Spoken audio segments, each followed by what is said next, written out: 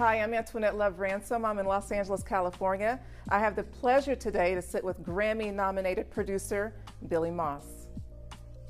Billy, how are you? I'm fine. Thank you for having me today. I appreciate it. Having you? Yes, in your beautiful office. Oh, absolutely. This is nice. You got the view of the valley and LA. I mean, you're sitting pretty. I love this office space. Diamond Empire, this is how they do it. Nice, clean, professional. Yeah. Okay. So tell me about where you're from. I'm from Detroit. I've been out here for at least, how can I say this without telling my age? Probably like 25, 27 years. Wow. I've been out here for a minute by way of Atlanta. So I went from Detroit to New York, from New York to Atlanta, from Atlanta to Los Angeles. And all music related, right? All music related. Wow. How was it moving to New York? You know, we stayed in East Orange, New Jersey, and it was brief. You know, we stayed there for like a month. And then, because I was signed to GR Productions back then, and the whole company moved from New York to Atlanta. Wow. You know, when did you know you wanted to produce? I'm just like amazed by your past and your experience. You know, in high school, I used to be in a band back in the day, you know, and you know, through school, I was in a jazz band, marching band. Music was always a part of me. I always felt relaxed and excited to play and to make songs. Okay. So it came from school. What instruments do you play? I play drums, piano. Okay. Yeah. I play piano. I got those long piano fingers. There you go. Yeah, my dad's a musician. He's a jazz singer. Yeah. And he does cover band music. Oh, nice. That he plays every instrument. Okay. Like he has a studio in his house. Really? Yeah. So he plays every instrument. Guitar. Yeah. He's really good on the drums. Really? Drums, piano. Yeah, that's my first instrument, drums. Wow. Yeah. And so when did you know, okay, this is what I want. I want to be a producer. I want to produce music. When did you know? What was that aha moment? I think when I was 17, I had an opportunity to make a record. It's funny, I'm at Diamond Empire, but the company that I was working with back then at 17 was called Diamond. Okay. Period. And I made a record called Don't Take Your Love. It was whack. I still got the album at home. Stop. It's the first record that I ever made. And you were singing on it too, right? No, I was playing on it and I produced it. Yeah? Yeah. I'd like to listen to it. Yeah, it's at home. You got a record player? I do. Yeah? And it's old. I've had it since I was like maybe 6 or 7. Okay, yeah. My mom kept it up for me. And it's old, like it's brown and all tattered on the outside, and it still plays. I still have Michael Jackson, Stevie Wonder. Who else was it? Gladys Knight, Temptations. I still have the little records. What were they called? The 45? 45s. Yes. Yeah. What? I still have those. Wow. Yeah, I know. I tell people that like a record player girl. What's that? I know. They don't really know what CDs are nowadays. No, they don't. Yeah. So tell me about that move from Atlanta. Was Atlanta to LA? Yeah. So I was signed to GR Productions, and back then Gene Griffin was the head of the company of GR Productions, and he got us a deal with Motown Records, because back then he managed Guy, he managed this group called Today, another group called Rex and Effects, and he started this whole production company, and like he had Teddy Riley, who was a producer, which we all came up under, and that was based out of Atlanta before Teddy moved to LA, and then our deal with Motown had us move to LA. Was that like they call it the New Jack Swing era? Yes. Yes, that's where I came from, the New Jack Swing era. What was so different about moving to LA compared to like Atlanta and New York? What was different? Well, I mean, in Atlanta, the music industry was new. Mm-hmm. You know, it was kind of growing there, but you know, if you wanted to become a star, you had to be here in LA. It's either LA or New York. Yeah. To me, you know, even though the South is doing their thing, and Atlanta, Jermaine Dupri and all those cats, Usher and all those guys, they did really well coming out of Atlanta. But you know, and now Candy's doing pretty good in Atlanta. Yeah, with her TV shows. Mm-hmm. Yeah, Candy wrote on one of my projects for me. It's funny that you mention her. I love her as a songwriter. What do you think? I mean, I'm amazed at people that write songs. Escape. Like How do you get that break as a songwriter? Like, what gives you that break? If you're not a known songwriter, how do you get that break writing for an artist? You have to get a hit. First off, you gotta, when you meet an artist, you gotta feel like or write a song that they like. Yes. Or you have to develop that artist from scratch, like Adina Howard.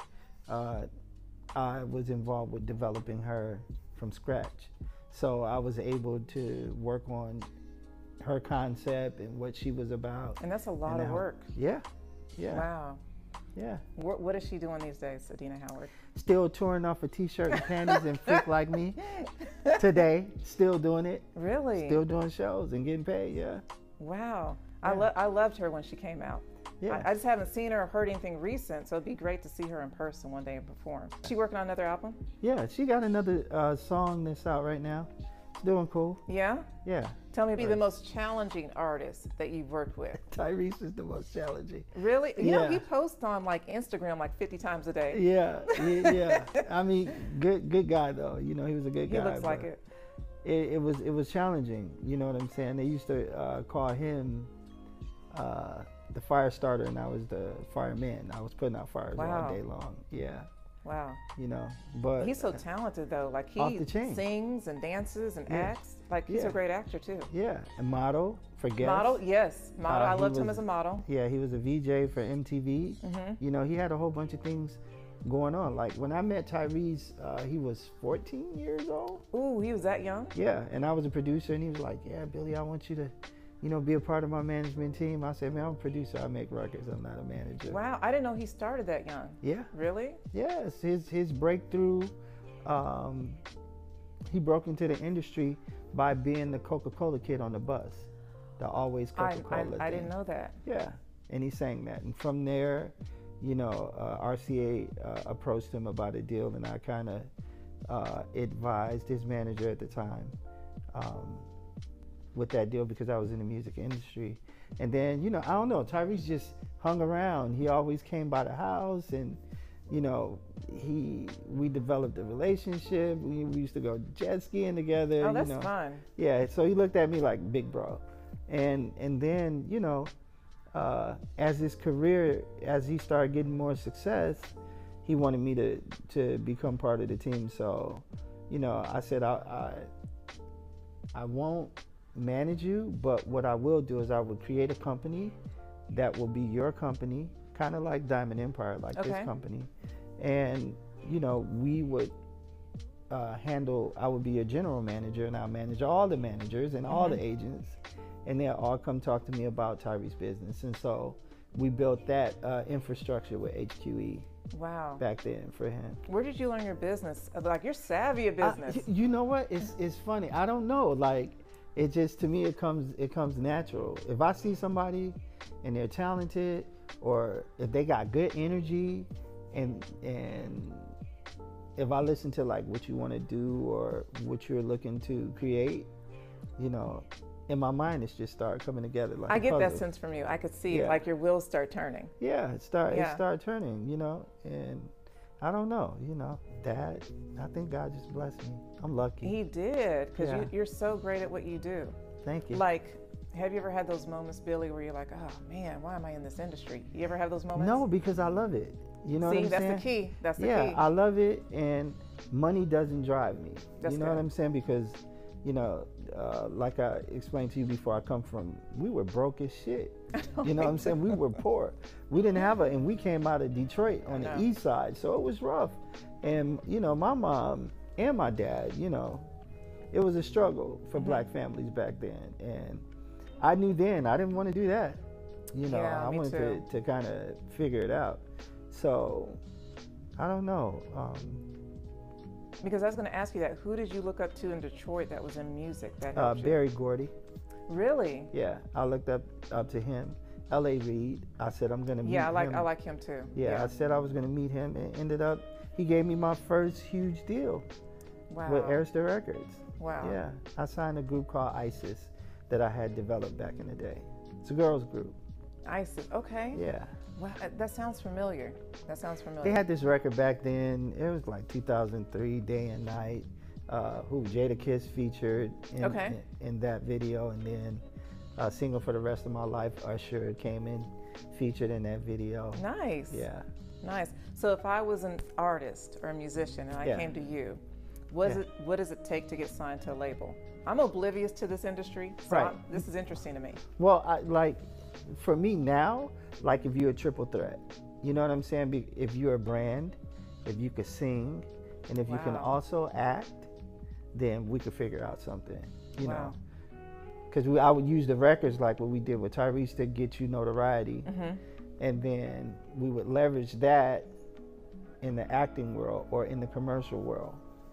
But how do you pick your clients? Because I'm looking at your wall. Like, how do you pick your clients? You know, like Will Gittins, he came to me when we, this is a startup company where Rob, who is the owner of this company, he came to me and he said, "Hey, listen, I want to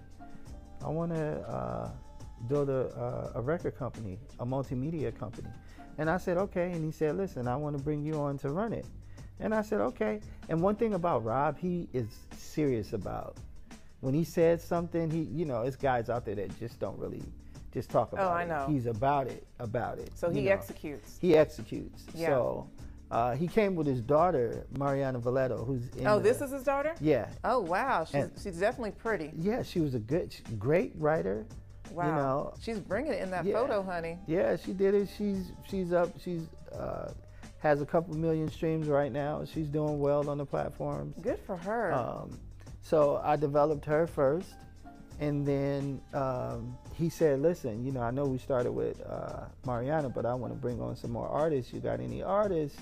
And then, I went out and found Will Gittins, a friend of mine who used to be my assistant. He has a great look. Yeah, introduced me to him, but he's dope. Yeah.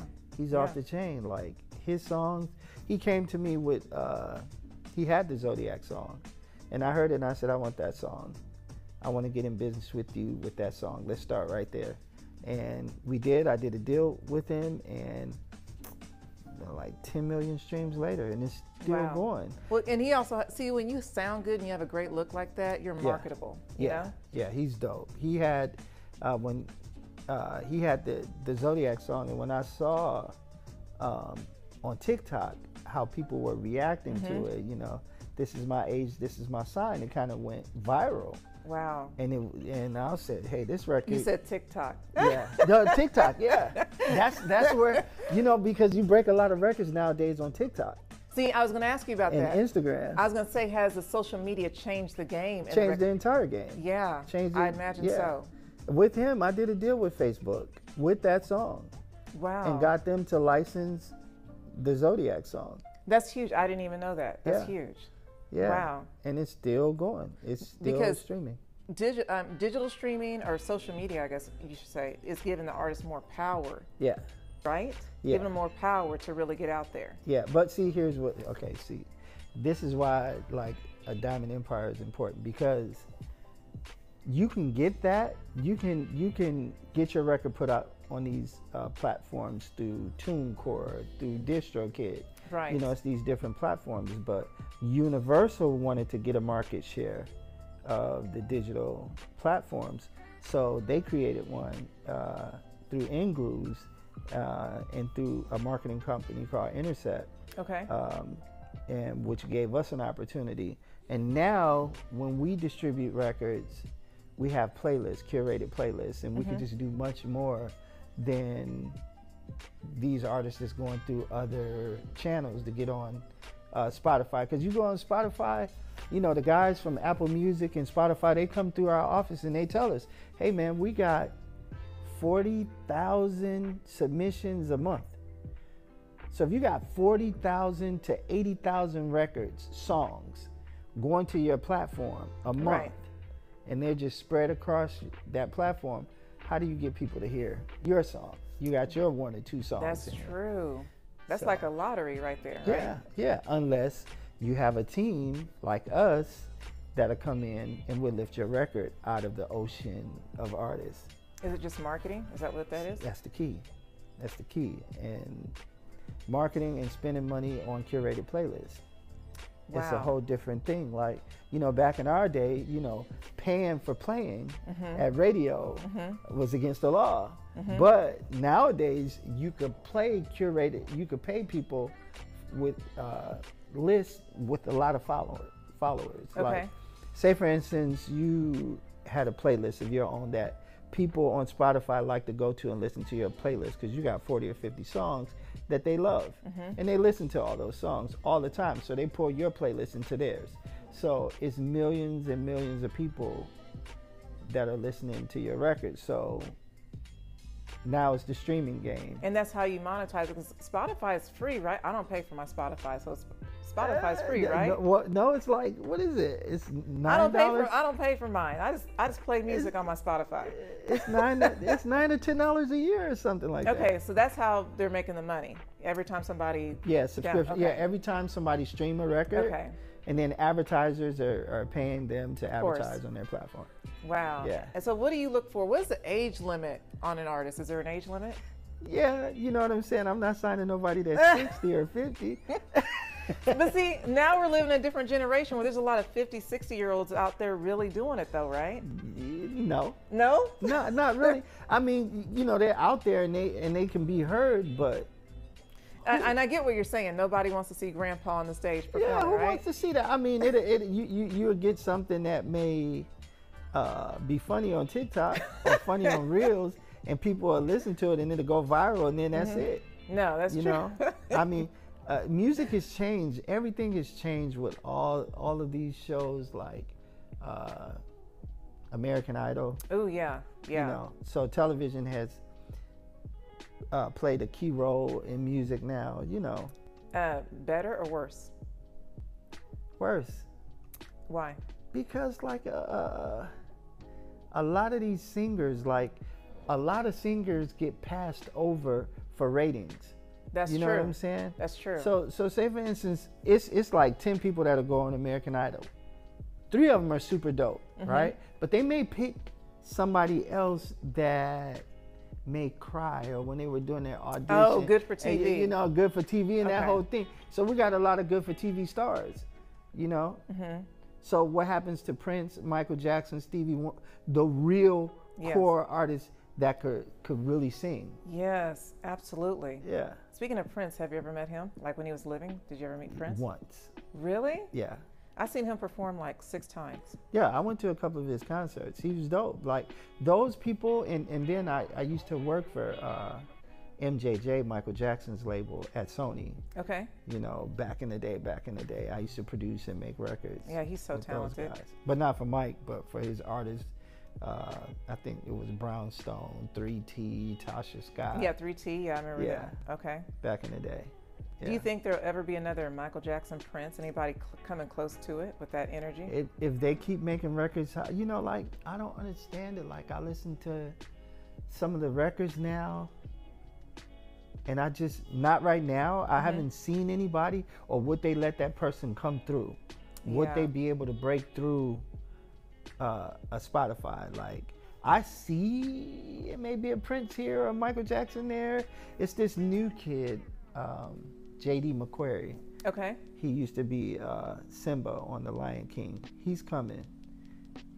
He's close to that. Because that's why I gravitated to Bruno Mars, because Bruno Mars he was like a combination of Prince and Michael Jackson and James Brown. And New Jack Swing. And that's why I gravitated. I was like, wow, Bruno Mars just brings it on that stage. Yeah. Like, that's what I like when I watch a performer. Yeah. We need more performers like that. Yeah, and you see those guys work all the time. Yeah. You see a lot of the 90s artists, they're touring and they're doing shows, because who could really do a show now? I mean, who do we have now? I'm talking about singing, choreography, everything. Yeah, like Meg Thee Stallion. Yeah. Yeah. Cardi B. Okay. I like their records. They got hit records. They're dope and they're beautiful. But is it a Janet Jackson in one of them? No.